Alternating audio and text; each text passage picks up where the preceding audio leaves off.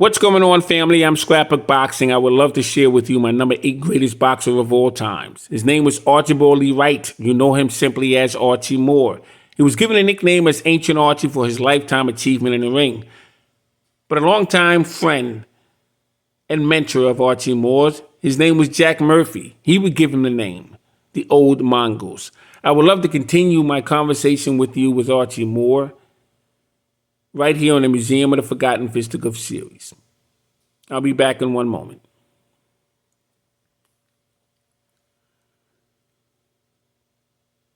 Now, Archie Moore was born between December 13th, 1913 and 1916 in Boone, Mississippi. He would die December 9th, 1998 in San Diego, California. He stood 5'11", had a 75-inch reach. He became the world light heavyweight champion in 1952 when he would defeat Joey Maxim. He fought from 1935 to 1963. He would hold that title for 10 years before he was stripped. Had 220 total bouts, 199 wins, 35 losses, 145 knockouts, 1,472 rounds of boxing experience. And he would even have a 60% knockout ratio. Archie Moore was raised by Cleve Moore. Cleveland Moore was his uncle. And Auntie Willie Pearl Moore was his aunt. They raised him in St. Louis, Missouri. And Archie Moore's mentor had brought him over to San Diego, where he would learn to box. Jack Murphy, as I mentioned to you, was his mentor. You see, Archie Moore used to get in trouble as a young man, and he looked for guidance. And Jack Murphy was that guidance. And he would bring him over to speak with a fighter who wound up becoming a promoter. And his name was Len Platner. Archie Moore would talk to me often about times when he laid down on the operating table. This is in 1941. He had a stomach ulcer. And he stated that he came to. I asked him what he meant by that. He said he raised up in the middle of the seizure and he saw light. And then eventually he would find religion. And that always gave me a chill because Archie Moore was a mentor to George Foreman. And George Foreman, after his bout with Jimmy Young, he would go back to the locker room and he saw light and he would see Jesus and he would become a religious man. And I always thought that was interesting. Archie Moore would have 5 bouts with Howard Johnson out of Philadelphia. He fought him between 1949 and 1954. First encounter with him was in April 26, 1949 in Philadelphia, Pennsylvania. He would defeat Howard Johnson in 10 rounds. He would face him again September 24th of 1951 in Philadelphia once again. He would defeat him.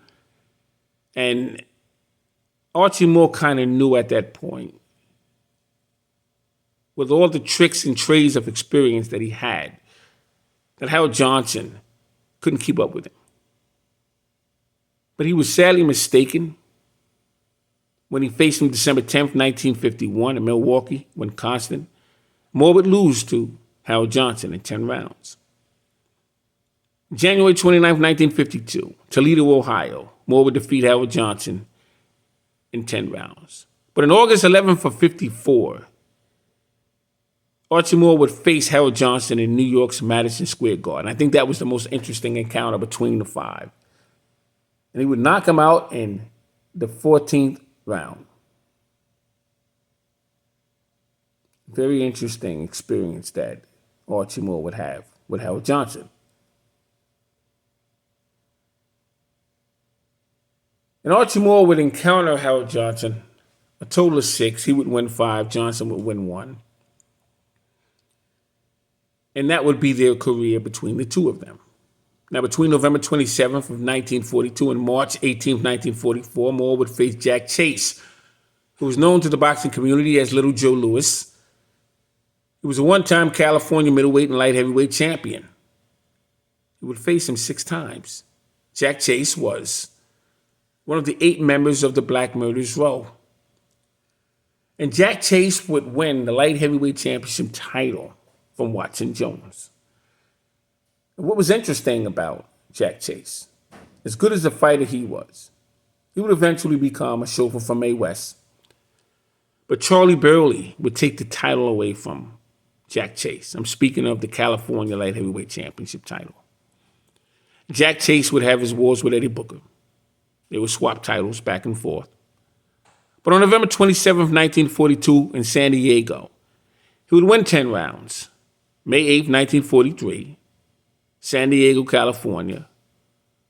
Moore would win in 15 rounds. August 2nd of 43, San Francisco, California. He would lose in 15 rounds. November 26th of 43, they would face once again in Hollywood, California. And Moore would defeat him in 10 rounds. November 6th of 1946, Oakland, California. 10 rounds. This time it would be declared a draw.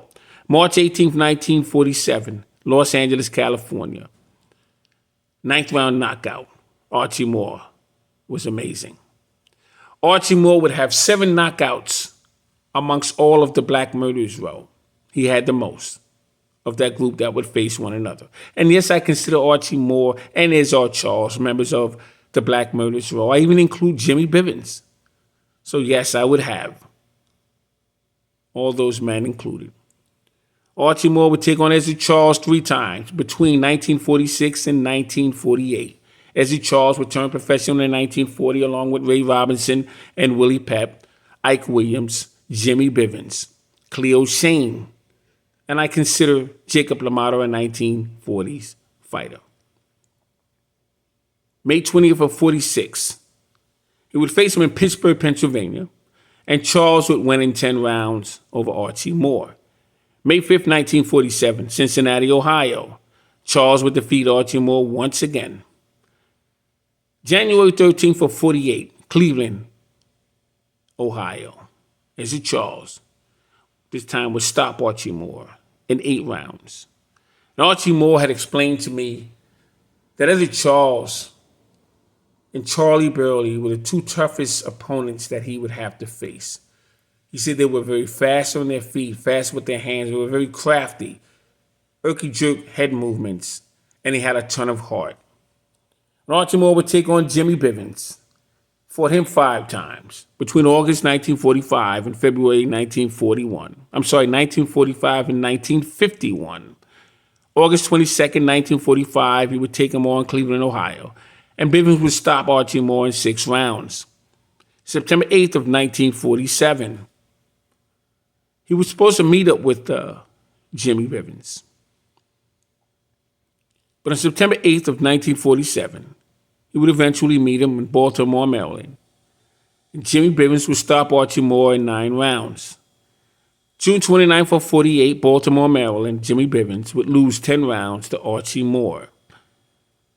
On April 11th of 1949 in Toledo, Ohio, Archie Moore would stop Jimmy Bivens in 8 rounds. February 21st of 1951 in New York's Madison Square Garden, Archie Moore would knock out Jimmy Bivens in 9 rounds. Now, Archie Moore would take on Eddie Booker 3 times between February 21st, 1941 and January 21st of 1944. He would face him February 21st, 1941 in San Diego, California. Archie Moore would defeat Eddie Booker in 10 rounds. December 11th of 42, San Diego, California, once again, Archie Moore would defeat Eddie Booker in 12 rounds. January 21st of 44, Hollywood, California, Archie Moore would lose in 8 rounds to Eddie Booker. Eddie Booker is one of the hardest punchers in the middleweight division, and he would have a relationship with Jack Chase. These 2 men would have an altercation where a gun would go off. But let me tell you something about Eddie Booker. I think he's one of the most underrated of the 8 members of Black Murderers Row. I think Eddie Booker should be a world champion. I think if given the opportunity, he would have no problems defeating the middleweights of his day. And if he was fighting around today, there will absolutely be no concern or issue or no doubt of him grabbing the strap around his waist. Now, Archie Moore would take on Joey Maxim 4 times between 1952 and 1954. Let me tell you about the sadness of this saga. Archie Moore was a middleweight, and he couldn't get a fight with any of the middleweights, Tony Zale particularly. He couldn't get a bout with Billy Conn. Billy Conn completely avoided Archie Moore. Everyone knows this. So Archie Moore would eventually get a shot with Joey Maxim. But here was the catch. Archie Moore would be paid $800 and Joey Maxim would be paid $100,000. And in the clause, Archie Moore had to agree to sign under Jack Kearns, who was the manager at that time of Joey Maxim. And he had to have full control over Archie Moore.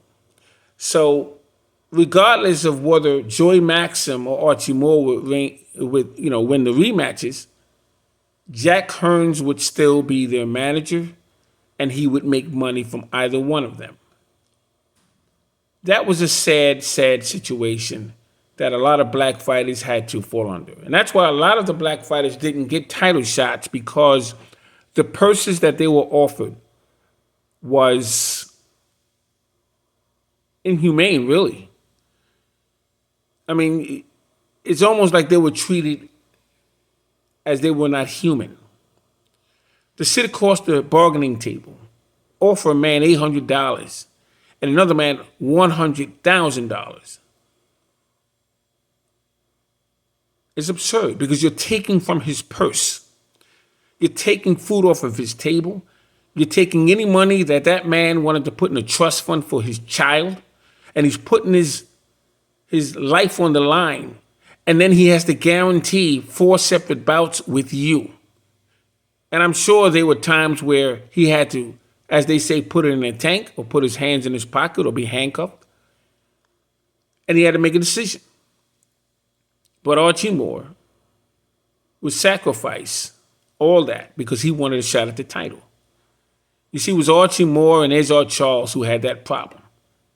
Charles would eventually get an opportunity in '49 when he would meet up with Jersey Joe Walcott. Who gave him that opportunity? Joe Louis. Had it not been for Joe Louis, Ezra Charles and Walcott would have never gotten an opportunity to fight for the title. And that's just the way it was in those days. And I can name hundreds of black fighters who had that problem. But Archie Moore is the biggest name that I can give that example to. On December 17th of '52, St. Louis, Missouri, Archie Moore would defeat Joey Maxim in 15 rounds, and he would win the World NBA Ring New York Sack Light Heavyweight Championship title. Now, Archie Moore would face Joey Maxim once again, June 24th of '53, and he would defeat Joey Maxim in 15 rounds. This time would be in Utah, and he would defend the World Light Heavyweight Championship title. January 27th of '54, Archie Moore would once again defeat Joey Maxim in 15 rounds in Miami, Florida. And keep in mind, here's a man who was paid $100,000 when Moore was paid $800. And Moore could beat this man every single day of the week with no problem. And when Archie Moore defeated Joey Maxim the first time, and they tried to lift him up, he said, "Let me down. Don't get excited. I should have won this thing 10 years ago.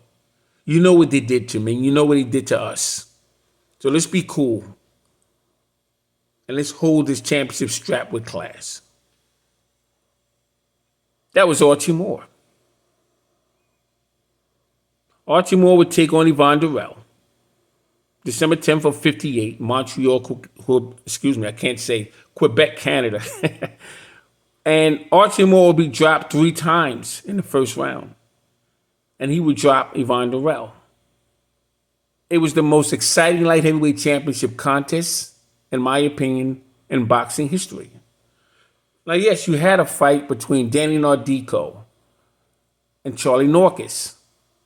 Charlie Norcus was a heavyweight, and Nardico was a light heavyweight. In fact, he was the first fighter to knock down Jacob LaMotta. But that was nothing like this. Archie Moore and Yvonne Durrell, who was a fisherman, by the way, and I can tell you lots of stories about Yvonne Durrell. That was the most exciting light heavyweight championship contest, in my opinion, and factual of all times. 55, Archie Moore would take on Rocky Marciano. And Rocky Marciano at that time had a record of 48 wins, no losses, with 42 knockouts. Fought him on a Wednesday night, September 21st of 55 in New York's Yankee Stadium. And that would be Rocky Marciano's last fight. And Marciano would officially retire in 56, and he would appoint Archie Moore and Floyd Patterson. Floyd Patterson was ranked number 1 in the light heavyweight division. He wasn't ranked in the heavyweight division. Archie Moore, who Rocky Marciano just defeated, he would put him and Floyd Patterson together. Because at that time, a champion who would retire had the luxury of appointing his successors. You would have Jim Jeffries do that with Tommy Burns.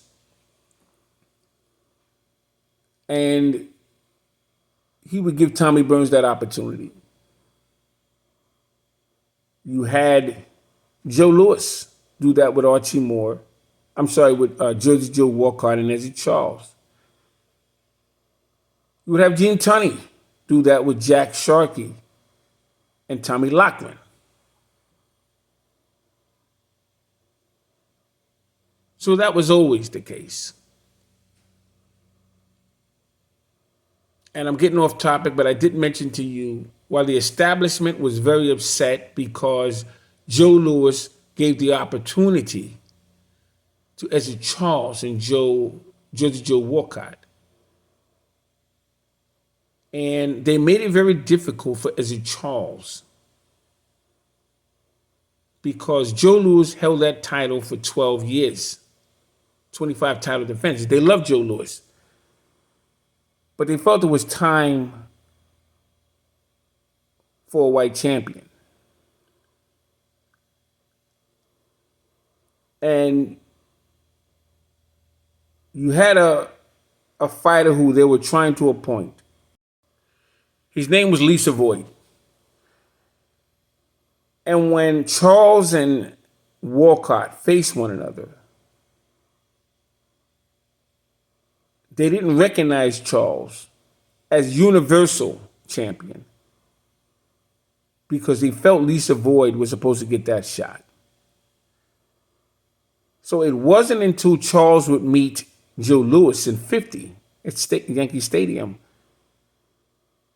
they would then consider Charles universally recognized because Louis would defeat Lee Savoy. So when he defeated Lee Savoy, that answered all questions when Charles would then defeat Joe Louis. Very interesting scenario. But I'm giving you that backdrop because I want you to understand the times in which those men came. Now, Archie Moore would take on Big Boy Hughes. Hughes had a record of 77 total bouts, 50 wins, 19 losses, 19 knockouts, and he was stopped 13 times himself. But you have to understand, at that time, the mob was influencing fighters to take dives. Big Boy Hughes had a brother named Shorty Hughes. Moore fought both of them. Big Boy Hughes was in the ring with fighters such as Freddie Dixon and Eddie Booker and Jack Chase and Turkey Thompson and Johnny Bandit Romero, who was a southpaw, by the way. And Archie Moore would take on Johnny Bandit Romero from San Diego. He was tough, and he can punch. He would also face Shorty Hughes, December 21st of 39, the San Diego, California, in the Coliseum there. Fought him again January 31st of 41, once again, the San Diego Coliseum. And we take him on one last time, October 30th of 42, once again at the San Diego Coliseum. He would take on Little Tiger Aaron Wade, who would lose to him in 10 rounds, on the evening of August 16th of 43. He would take on Teddy Uroth, who would eventually become a middleweight champion. Freddie Dixon and Eddie Booker. Fought Booker February 21st of 42. Fought him once again January 21st of 44. Fought him at the San Diego, California Coliseum. He had 5 fights with Jack Chase. And I don't know much more I can say to you about Archie Moore, except for the fact he was stripped of his NBA title in 1960 and stripped of his New York SAC title in 62. They gave their reason, saying that he didn't defend his title and so on and so forth. They had enough of Archie Moore because Archie Moore was a talker. He stood up to the establishment. He didn't take crap from anybody. 1961 and 62. Harold Johnson, who fought Archie Moore a total of 6 times, will finally get his opportunity with Jesse Baldry and Doug Jones. He would defeat Doug Jones for the New York SAC light heavyweight championship title, and Jesse Baldry. But Willie Pastrana would end all that.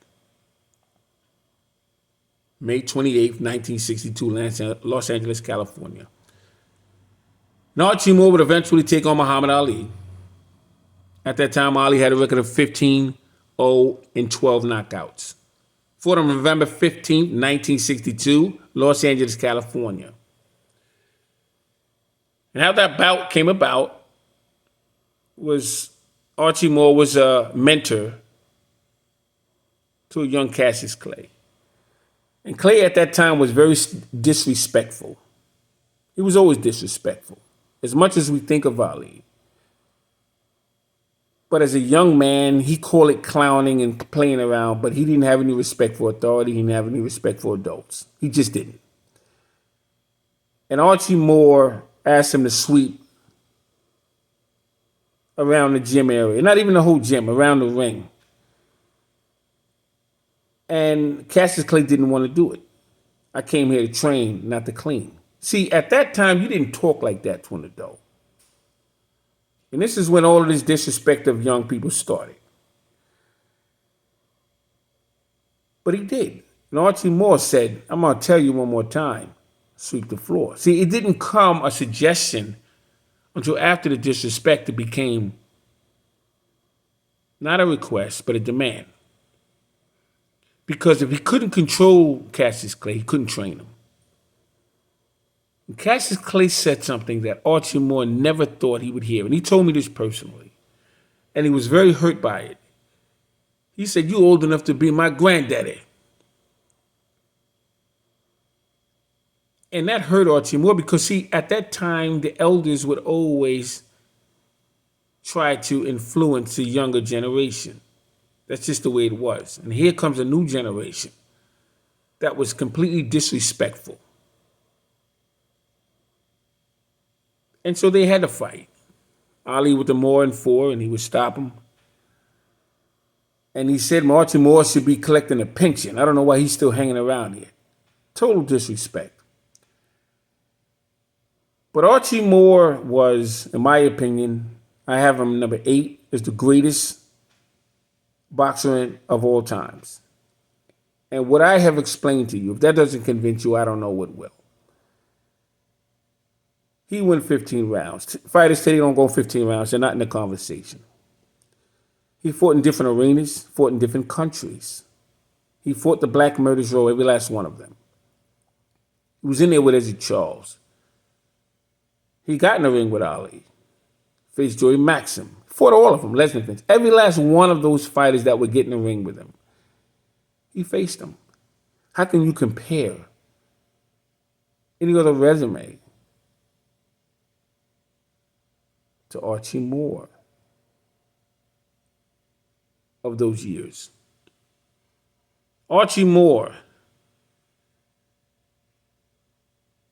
one of the greatest fighters of all times. And I can say I had the pleasure of knowing Archie Moore, shaking his hand several times, him sitting me down and speaking with me, giving me his time. You have no idea what that's like and what it means to me. Before I end this video, I just want you to understand. I mean, he was in the ring with Lloyd Marshall, Charlie Burley, Coco Kidd, Holman Williams, Alabama Kid, Charlie Doc Williams, Big Bob Baker, Burt Whitehurst, Nino Valdez, Carl Bobo Olson, Frank Buford, Clarence Henry, Bob Dunlap, Leonard Dulap, Jimmy Sladd. All these fighters at that time were younger than Archie Moore.